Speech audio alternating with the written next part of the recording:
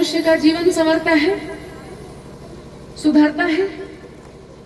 जीवन जीने की जो कला है, ढंग है, जो विज्ञान है, ये हमें कथा से पता चलता है। कथा पूर्वजों को तृप्त करने के लिए, देवताओं की कृपा पाने के लिए कथाओं का आयोजन होता है। सारे समाज को एक साथ जोड़ने के लिए कथाओं का आयोजन होता है। आज हमारी कथा में तार मानपुर से विशेष रूप से महाराज जी पहुंचे हैं और महाराज जी आप सबको आशीर्वाद देने के लिए यहाँ विराजे हुए। हमें महापुरुष का आगमन होता है, संतों का आगमन होता है, तो कथा का जो प्रभाव है वो दुगना हो जाता है।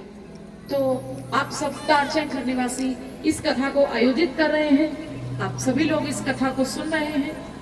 कथा के प्रभाव से क्या प्राप्त नहीं होता, क्या क्या मिलता है, ये गणना छोड़ दीजिए। क्या संभव नहीं है, कहा गया कि सब संभव है।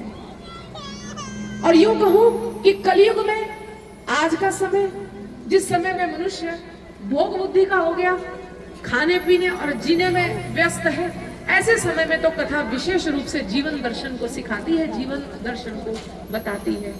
मिलजुल कर हम सब लोग जब एक भगवान की ओर पुकार करते हैं, मिलजुल कर जब हम सिर्फ एक भगवान के लिए एक होकर मिलकर प्रार्थना करते हैं, तो हो सकता है कोई अकेला पुकारे तो श्री भगवान ना भी सुने, किसी के कर्म भारी हो, किसी के ग्रह भारी हो, भगवान तक ना भी आवाज पहुंचे।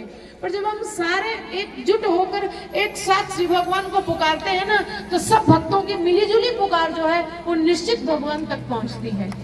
तो है श्री भगवान का आना हुआ और कहा कि कथा में भगवान वैकुंठ छोड़कर प्रकट हो जाते हैं, बशर्ते कथा सुनने वाले जो हैं वो शुद्ध मन से सुने और सुनाने वाले जो हैं वो सात्विक बुद्धि से कथा को कहें। तो कथा में श्री भगवान वैकुंठ छोड़कर प्रकट हो जाते हैं।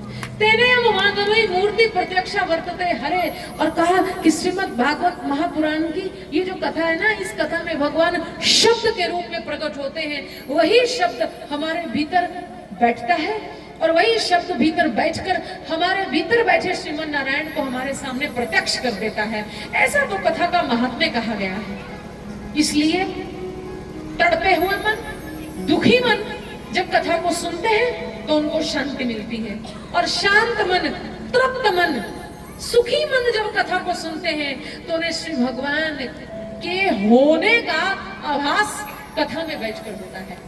तो मैं कहूं कि तारचंद घर के और आसपास के सभी ग्रामीण, सभी आप गांववासी भाग्यशाली हैं कि कथा आप तक पहुंची है। अब आपका भाग्य उज्जवल हो, जीवन में उतरे, सुनी हुई कथा आपके जीवन में पहुंचे, ऐसा व्यासपीठ से आप सबको मैं बहुत बहुत शुभकामनाएं और बहुत बहुत आशीर्वाद आप सबको देते हैं।